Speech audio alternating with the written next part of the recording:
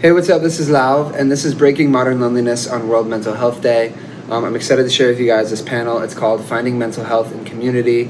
And on the panel today, we have Raghu Apasani from the Minds Foundation, Kim Byung-Kwan, Malavika, and Paige here to share their experiences with mental health struggles and what they've learned.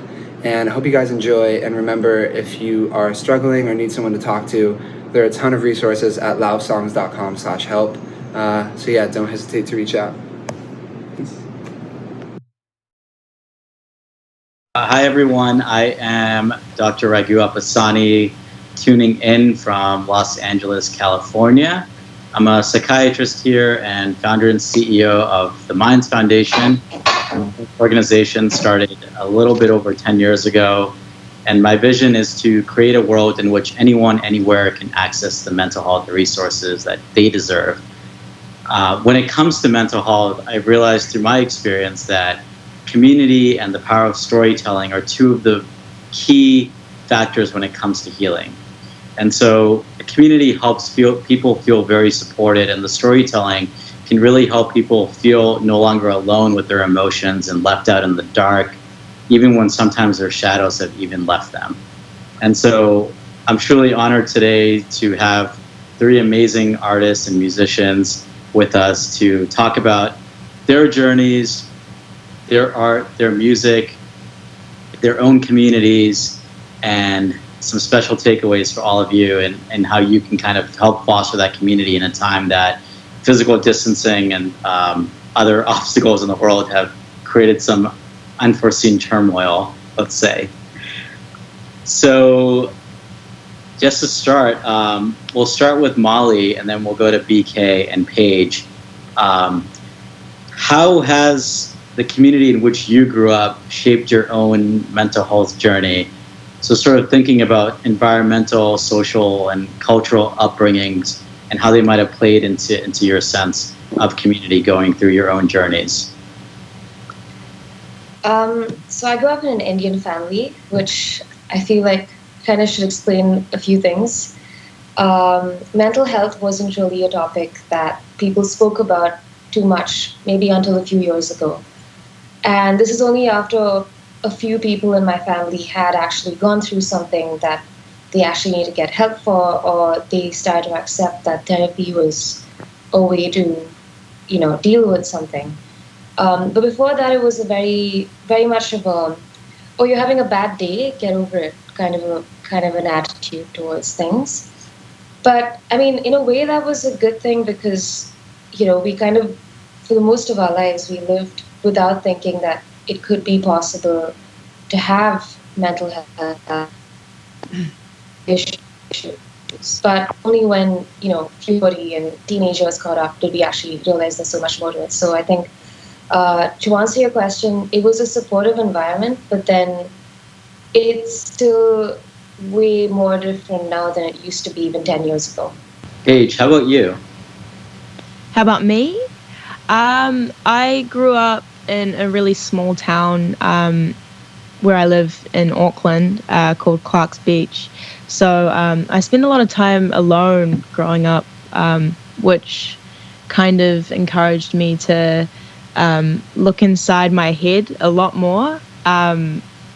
And I guess my family are super supportive as well. I'm Māori, which means that I'm Indigenous New Zealander. So a big fact about Māori is that we are a very nurturing, we're very nurturing as people and stuff. So I guess my family are very encouraging and supportive in everything that I go through and everything that I do. Yeah. Very interesting. And I love that you're all from different cultures and communities, but there's a lot of things in common, I think. And so BK, you're coming in from South Korea. Yeah. So for me, I grew up in Seoul, South Korea. I think we have a different culture here, and I want to talk about my personal things. It's difficult due to our busy schedules after coming back with a new album. Our group averages 2 new albums a year, and with the pandemic situation, I feel like I'm locked in. I would like to rely on family or friends, but my personality isn't like that. I'm more of a loner. I don't talk about what makes me worried or down. Yeah, and that's just my personality. I just suck it in. However, I'm trying to open up to my family and close friends now. I have two best friends that were my classmates in my first year of elementary school, and it's already been about 20 years since I've known them. Both of them are attending university in the US, and now they are in Korea because of the coronavirus. And I think friends are people who teach me real it is. My job being a K-pop idol is very special because I'm pursuing my dreams, but also because of that, I miss a lot of what's happening around the world, even the trivial moments from daily life. Listening to their stories, I learn about the actual reality of other people. I think my friends had the most influences shaping my like you know like journey. Yeah. Wow, that has to be pretty difficult. I think it's interesting. So for me, as a psychiatrist, a lot of my patients use music as a coping mechanism, and they find it to be very relatable emotionally. And I've listened to all of your music, and it's very powerful in terms of the lyrics and the vibrations and how that affects our own mood and our emotions. And you've all sort of spilled a lot of your own emotions into these works. As you have this outlet, BK, you mentioned that you personally feel sometimes like you're more introverted or like a loner. When you guys really need somebody to turn to, who do you feel like you can go to? Those two friends, I guess. I think for me, it depends on the thing. Mm. Yeah. Yeah, that's like me too. Yeah. I talk to my mom about everything. Yeah, that's who I talk to about things. But then, yeah, it depends what it is as well. Because you don't want to. I feel like when it comes to problems that are really bad, you don't want to worry. You don't want to worry them either, which is like a struggle that I have with speaking about how I feel. So I guess my mum and my therapist are like my two people that I talk to. That's good. I think sometimes with mental health, it can create an awkward dynamic between someone and their parents. But it's great to hear that you actually have a positive relationship with your mom. Yeah, I feel really lucky in that way because I know some people don't have like their parents around much, or they're not confident enough to talk to their parents. So, yeah. Molly, how about you? You mentioned that it depends on the thing. It depends. Yeah, I mean, I feel like I can talk to my parents about most things, but there are certain things like to do with my personal life, like my relationships or something like that, that I still, and this is probably because of how I've been conditioned growing up, it's still something that we don't talk about at home. It's bizarre. But I've just learned to accept that this is how it is. We talk very freely about friends and work and just life and people. But when it comes to, personal relationships that maybe I'm in, it's a little harder to reach the topic. It's not that it's impossible. It's just, it takes a lot from me and from them to kind of like get on the same page to understand. Mm-hmm. Yeah. Great. So now that I've warmed all of you up with some pretty superficial questions, Paige. Hello. What has been the most transformative moment of your life?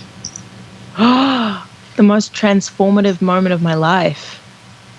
I think something that has drastically transformed my life has been probably my past relationships. I went through a really traumatic experience in my last relationship that involved a lot of outside, like, manipulation and control and emotional abuse. And I think that helped me learn to stand up for myself, and it taught me how to be more honest and transparent, and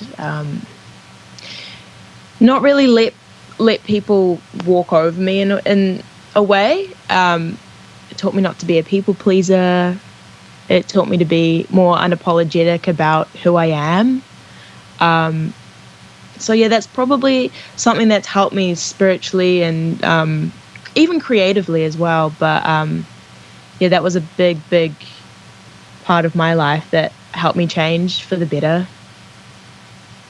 Yeah. Wow. Yeah, and I really love your perspective on that, because one thing that I've realized over the past few years is that I was personally very quick to label an experience as positive or negative, and learned that nothing really is positive or negative, and we're kind of on this journey in life that it's an experience and it makes us who we are, and it's the perspective we take from it and how we learn and what we learn from it. So, thank you for sharing that.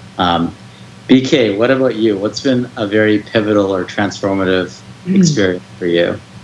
I guess it would be like the day I debut as Ace, because being a K-pop trainee is like walking blindfolded.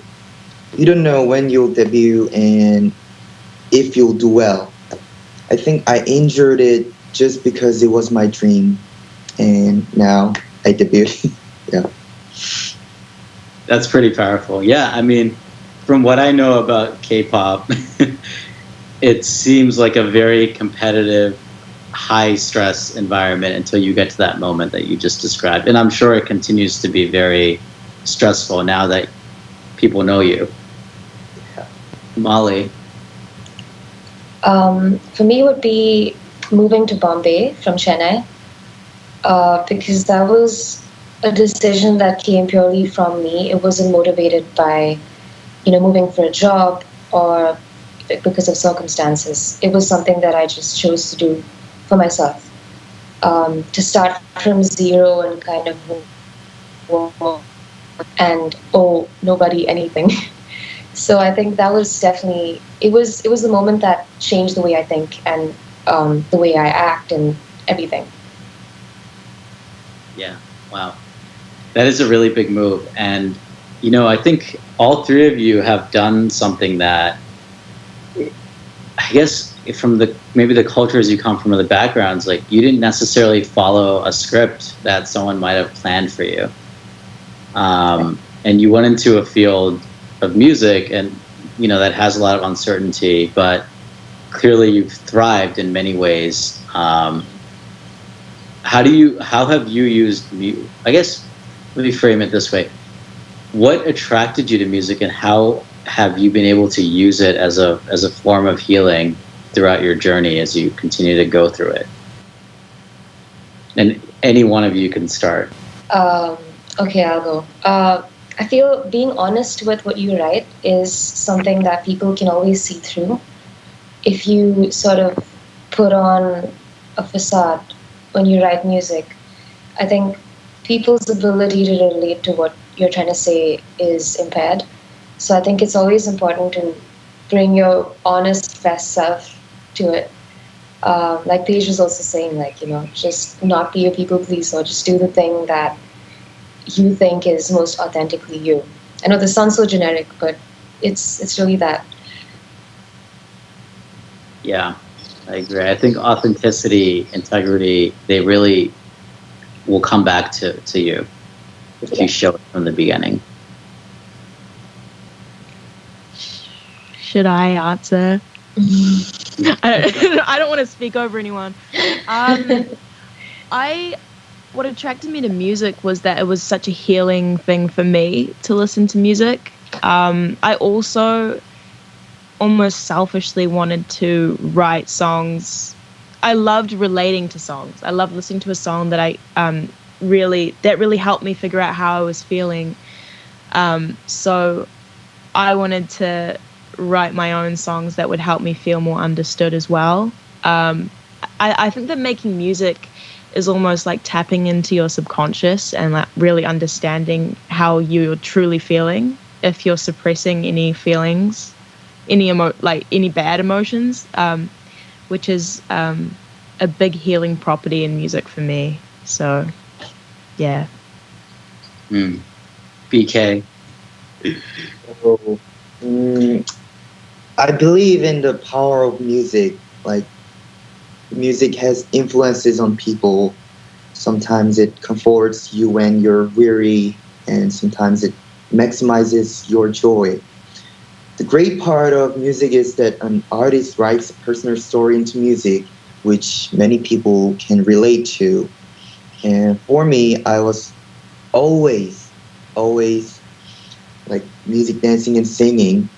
Like creating my own choreography is the biggest outlet for me. That's true. You do dance too. Yeah. I dance. Yeah. Maybe we should get you into some Bollywood. Hollywood? Come to India. Let's go. Seriously, like K-pop is huge in India now. Like there's so many friends of mine who are big into K-pop, and you should definitely come and perform here. Yep, sure. That actually kind of gets me to my next question, though, is like, man, it's been 2020 is just like, I wake up every day and I don't want to look at my phone because I don't know what else is happening, like another obstacle. And I'm a very extroverted person, and for me, it was particularly quite challenging with the physical distancing and the lockdowns and the quarantine. I guess I was lucky in a way that I'm a doctor, so I still had to go to work at the hospital. But for all of you, I mean, the ability to travel, to do gigs, to do live shows, to go to a studio, to have an audience there and the energy you get from it, I'm sure it's exhilarating. How have you sort of dealt with your own mental health during this process? I mean, I'm sure there's been some moments of low. I personally had some of the lowest moments of my life during this whole COVID pandemic.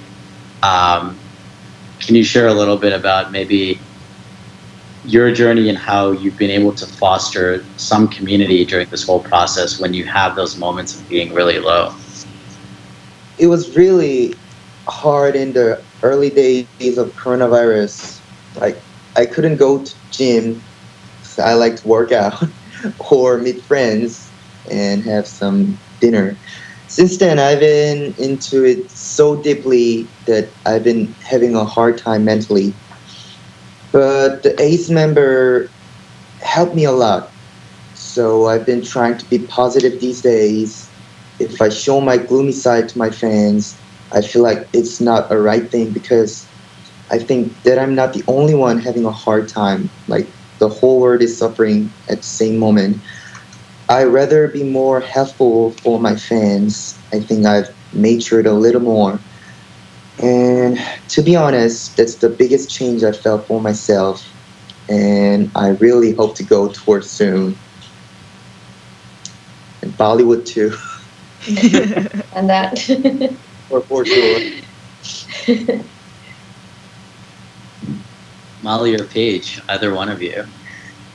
For me, COVID, the whole lockdown thing, I think it was pretty hard for me just because I was really looking forward to going to America this year. But I've also accepted that I have to use my time differently. I've missed everybody. But yeah, like BK said, I feel like I need to be more positive for the people around me. And I think I've taken this whole COVID thing also as an opportunity to just come back to myself and be more aware of how I am and how I'm going and how I'm feeling. And also doing creative stuff has been really fun. So that's the positive side of it, I guess. I think the other positive side is that do you think that this would have happened? Like this kind of panel where we have three musicians from three totally different cultures and countries on one discussion and conversation. I don't know. So I'm seeing this as a silver lining in which maybe who knows what kind of interesting New Zealand India K-pop album pops out of it and goes on tour. Yes. We need to make this happen. You know, I was actually going to ask you about one of your songs. I remember the first time I heard Mango Showers. And was pretty inspired by, I think there was a level of vulnerability about it and the lyrics. And, you know, I've been working in India as well now for over 10 years in the mental health space. And there's a lot of stigma. There's a lot of stigma in my own family. What drove you to speak so openly about mental health? So it's kind of what motivated the song in the first place. I don't know if you know a little bit about the backstory of it, but for the benefit of everyone, I'll give you Cliff's Notes. So what happened was about 3 years ago, I lost a really good friend of mine to suicide. But then later on, there were reports that it may not have been suicide. It may have just been made to look like it.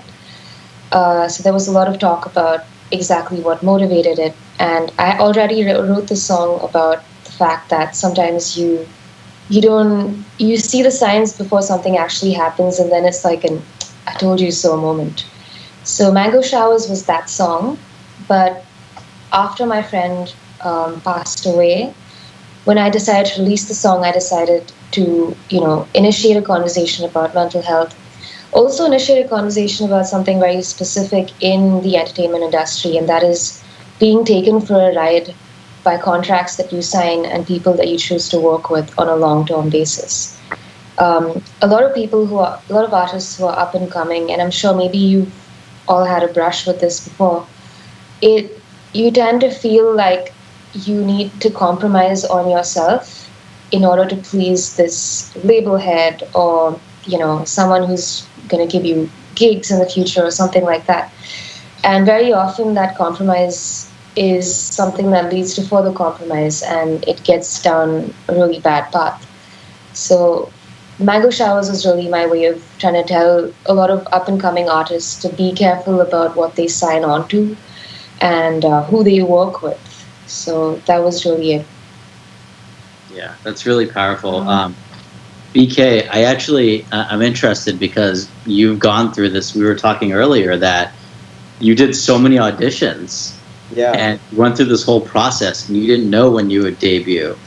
And, from what Molly just said too, I'm sure you've been through a lot of obstacles on figuring out who you're going to work with and all of these things. How have you been able to sort of stay confident or kind of go through that journey? And how has it kind of affected your own mental health dealing with that situation?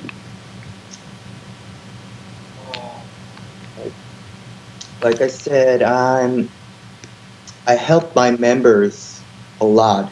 Help my members because,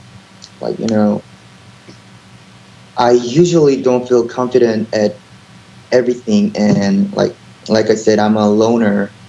I really love my families and friends, but I don't want to tell my concern and worries to them because I don't want them to feel pressure.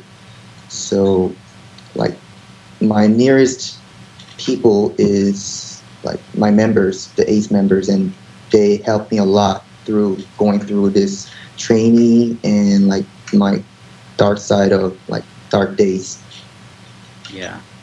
So I think that connection you have with people who understand it. Yep. It's something I hear a lot of my friends who are musicians bring up, and sort of things that might sound too good to be true or not, and that kind of fall through, and what happens in just very odd situations. So Molly, I appreciate you opening up about that a bit, because I think a lot of people who will watch this will probably need to hear that. So I think, I I really appreciate all you being on here. And some of you know that Ari and the Blue Boy Foundation, they started a website called My Blue Thoughts, and they've been collecting anonymous sentiment from around the world, actually. And so this is a reason that we wanted to do these discussions. Yep. And he started this originally basically as a shoebox at shows that he was doing, asking fans to submit their thoughts. And now it's been online because of COVID and just how it's scaled. And they're being collected on this website. And a lot of the major themes that really continue to come up that we've noticed is feeling lonely and isolated, not being able to see loved ones, a lot of heartbreak, and lack of self-worth as well, and self-esteem. And I think that a lot of these themes actually, you know, they stem from almost like a lack of community. And I believe that like we can heal a lot of these issues to some degree, through building strong community and having the ability to relate to others. Like BK was mentioning, having his co-members of his group and being able to relate to them and having them support. Paige and Molly mentioning your family and your friends who support you as well. So, you know, I really want to thank all of you for taking the time to share your stories so openly and being vulnerable, allowing us into your minds and your hearts and your souls. I have two questions to wrap it up a bit. And I think one is, it's been a really tough time. And so what have you been doing for yourself to help take care of yourself? Should I go first? Sure. Yeah. In the past, as other people, I wanted to have a lot of fans, money, fame, and etc. Like, these were my goals. The goals I just mentioned have changed since the pandemic. Recently, I've been thinking I've been too hard on myself, and I felt that I can't continue on this way anymore. So now I try to enjoy every moment. I guess I realized that the results and fame I wanted couldn't always come. So I always want more and have to achieve my dreams. And then when I face really, however, I feel a lot of despair and I keep those feelings in my heart. So I felt that it shouldn't be so heavily on me anymore. And like I said, my ACE members helped me a lot, so I'm getting better. I try to find happiness from small things first, like the cool breeze when I wake up, like those things. Yeah, it seems like you're being a lot more mindful with the simplicities of life. Yeah. It's really important, yeah. I think that this time period has allowed a lot of us to take pause and to take inventory of ourselves and our feelings and emotions. So, Paige. Yeah, I'm pretty much the same. I feel like this time has encouraged me to be more comfortable on my own. I have a lot of issues being alone. I really like being surrounded by a lot of people.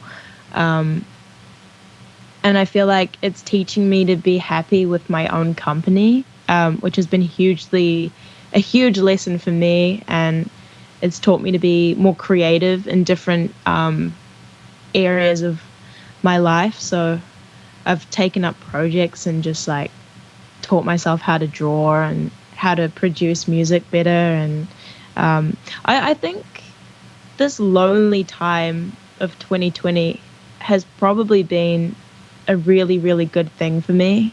As bad as it's been for the world, I feel like it's taught me a lot, and it's taught me that I can cope through a lot of loneliness, which is great. I love that. And, we all have mental health, and it's a spectrum, and we can be anywhere on that spectrum at any given time. And so it's healthy to do that, right? I think oftentimes there's a lot of social media about being positive all the time and this like toxic positivity culture.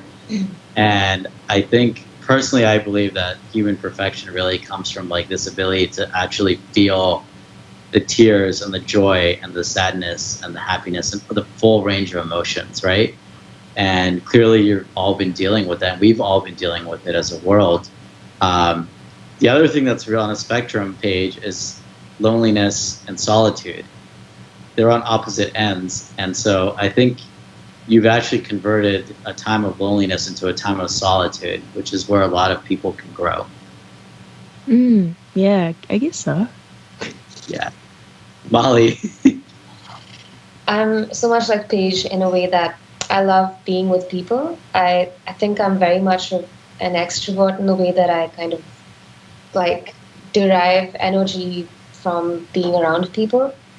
That said, though, I feel like during this lockdown, I realized that there's a part of me that is still very introverted.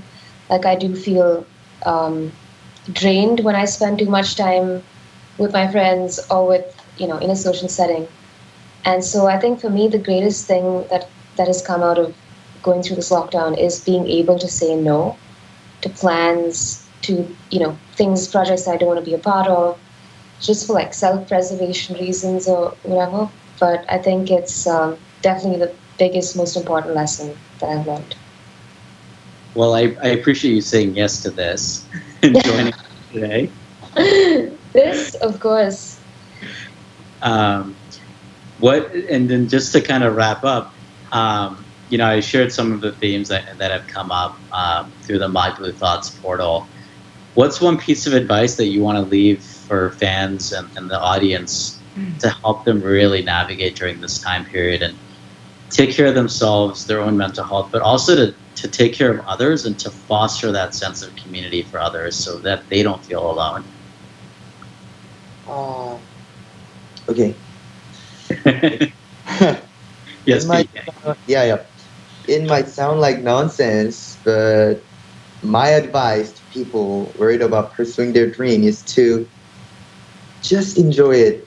Of course, I'm not a big star or the best of the best, but I know for sure that if you are stressed out by little things, this job gets harder and harder and you'll end up suffering. So just take it easy. Yep. The simplest advice is often the most effective. Yeah. Thanks. Paige. Oh, I'm still not sure what to say.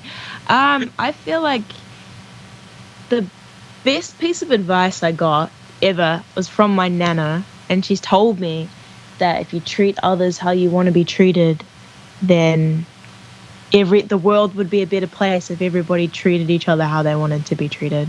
So, and it sounds really, like a simple piece of advice, but I think that's what makes the world more positive and better. And also, a positive mind is a positive life. So to give yourself positive affirmations all the time can create a really positive outlook. So, yeah. Yeah. These are very simple things, but they're things that we can forget when we're in a state of distress. Yeah. Yeah. So, Yeah. Molly, I'm not going to skip you. I think for me, it's really just about being empathetic. I think recognizing that everybody is going through something, whether they recognize it or not, whether it's a big thing or not. I think it's important to know that everybody's coming from somewhere, and we have to always listen to them and kind of, be there for them. And I mean, it would be nice to expect the same of people, but I think it's important to do, and then if it comes, it comes. Something like that. Okay. I actually have one more question that I really want to ask everyone. So, as musicians, all three of you, what role do you believe musicians have in advocating for mental health? Ooh. Can I answer?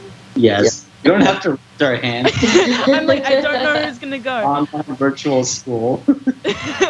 I think we, like as musicians, probably have the biggest role to play when it comes to mental health, which is why I speak up about it so much. Because for me and for my family, listening to music has gotten us through everything. And that's what music is for. It's for other people. It's to make people feel good. So that's why I want to sing about a lot of like things in the world that are going wrong in our minds, and because I think that being a musician is helping people. So yeah. Love that. Molly? Yeah. I think, like, again, I keep agreeing with Paige because it's all true. But I think also what I want to add is the fact that musicians are in this unique position of being in a really unstable career and going through all of these, some versions of mental health problems themselves, and also having the interface with a wide range of people to kind of say, hey, this is what I'm feeling, and then everybody takes notice of it, either through a song or through social media or on stage. If an artist speaks about it, then there's that many more people listening. And I think that's a really unique position because it goes straight from a person who's experienced something straight to people that you want to influence. And for that reason, I think musicians are some of the few people in the world who have that power. It is a power, and it's important that we use it well. Okay. Mine is almost the same, but like I like to add one more thing, and I want to show like myself staying positive to my fans. And generally in Korea, we're not open that like mental health usually, because like some people are worried about open to go like psychiatrist or something. So what I want to say is like it will be much more better when we can like open together and like talk freely about this. Yeah, and on that note, I appreciate all three of you calling in from all parts of the world and sharing your stories and really being vulnerable, because what BK mentioned about being open is really the key, right? The conversations are the key to help people realize that even though all three of you are very successful and amazing musicians, that it's not always like a positive golden path, and that there's a lot of obstacles, and you all opening up, I think, brings that reality to the forefront, and it allows people to not feel alone. And I appreciate you also sharing the things that have helped you, right? So the importance of fostering community with your family, with your bandmates, with your group mates and other members. And during the pandemic, when oftentimes many of your fans and audiences are probably stuck and feeling alone, it's something that's pretty powerful for them to hear, to be able to kind of tune in with their own community and to realize that this time period of quarantine and isolation can actually be transformed into a time of solitude and growth, in which we can see some silver linings and what is really important to us. Like Molly, you mentioned spending time with your family that you might not have had. BK, spending time with these old friends that are now stuck in Korea with you, and Paige, like spending time with yourself and your own thoughts, and not running away from it. And so I really want to thank all three of you for joining us today. And I know that this is just the beginning of, I think, not only the conversation, but hopefully of some new friendships that I sense have formed. And I think a very interesting album and tour in the near future. Yeah. So thank you so much. Thank you for having Thank us. you for having Thank us. Yeah. Yeah.